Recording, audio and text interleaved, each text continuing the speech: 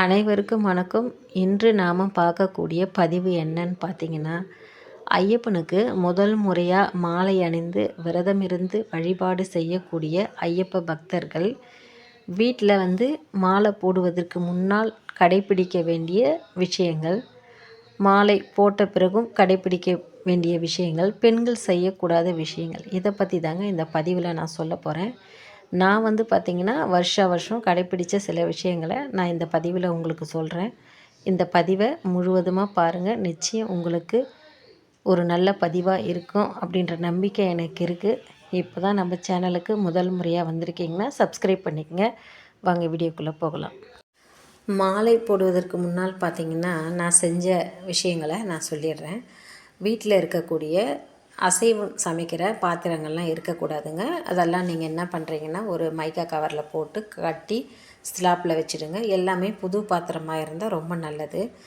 அதே போல் கிச்சனில் இருக்கக்கூடிய மசாலா டப்பாக்கள் இதெல்லாமும் நாம் சுத்தமாக கழுவி எடுத்து வச்சுட்டு, அதில் போடக்கூடிய எல்லா பொருட்களும் நீங்கள் புதுசாக வாங்கி வச்சுக்கலாம். இப்போ கிச்சனில் இருக்கிற அந்த பொருட்களை என்ன பண்ணுறதுன்னு நீங்கள் கேட்டிங்கன்னா, அது எல்லாமே ஒரு பேப்பரில் மடித்து ஒரு கவரில் போட்டு தனியாக எடுத்து வச்சுடுங்க.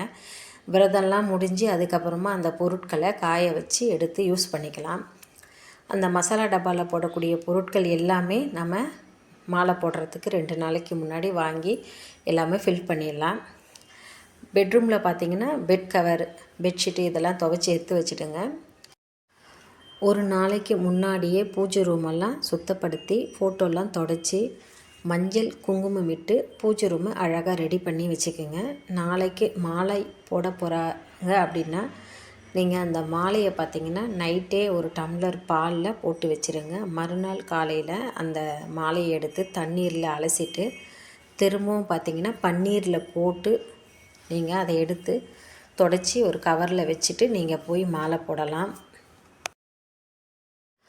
மாலை அணிந்தவர்கள் ஏற்கனவே பயன்படுத்திய பழைய துணிகளை மாலை அணிந்த பிறகு பயன்படுத்தக்கூடாது. எல்லாமே புதிய ஆடைகளாக இருந்தால் ரொம்ப நல்லது. முதல் முறையாக மாலை அணியக்கூடியவர்களை கன்னிசாமி என்று சொல்வார்கள். கன்னிசாமி என்றாலே பெண்கள் பார்த்திங்கன்னா தினமும் வீடை துடைக்கணும். வீட்டை துடைச்சி சுத்தமாக வச்சுருக்கணும்.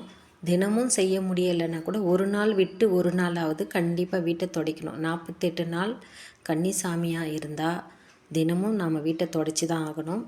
அதுக்கப்புறம் பார்த்திங்கன்னா இதுக்கு முன்னாடி உடுத்திய ஆடைகளை உடுத்தக்கூடாது. எல்லாமே புது ஆடைகளாக இருந்தால் ரொம்ப நல்லது. பழைய துணிகளை நீங்கள் யூஸ் பண்ணவே கூடாது.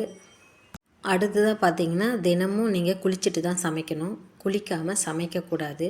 முதல் முறையாக மாலை போடுறாங்கன்னா பெண்கள் காலையில் எழுந்து குளிச்சுட்டு தான் சமையல் அறையில் சமைக்க ஆரம்பிக்கணும். குளிக்காமல் எதையும் செய்யாதீங்க. மாதம் வரக்கூடிய பிரச்சனை பார்த்திங்கன்னா பெண்களுக்கு இருக்குது.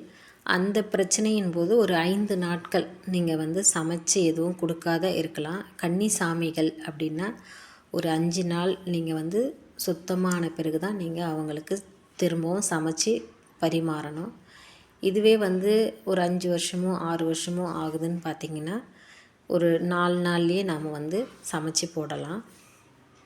மாலை அணிந்த பிறகு பார்த்திங்கன்னா ஐயப்ப பக்தர்கள் கோபப்படக்கூடாது. வீட்டில் பிரச்சனை இல்லாமல் இருக்காது.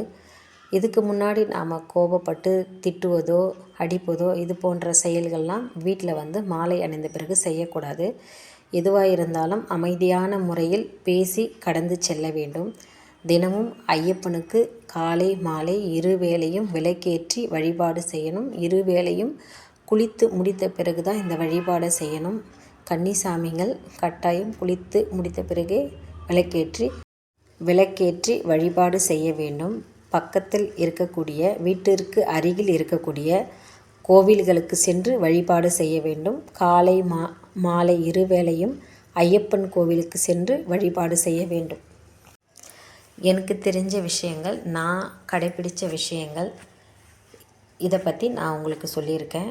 இதில் உங்களுக்கு ஏதாவது டவுட் இருந்தால் நீங்கள் கமெண்ட்டில் கேட்கலாம். இந்த பதிவு உங்களுக்கு பிடிச்சிருந்ததுன்னா உங்களுக்கு தெரிஞ்சவங்களுக்கு நீங்கள் ஷேர் பண்ணுங்கள், சப்ஸ்கிரைப் பண்ணுங்கள். தேங்க்யூ ஃபார் வாட்சிங்.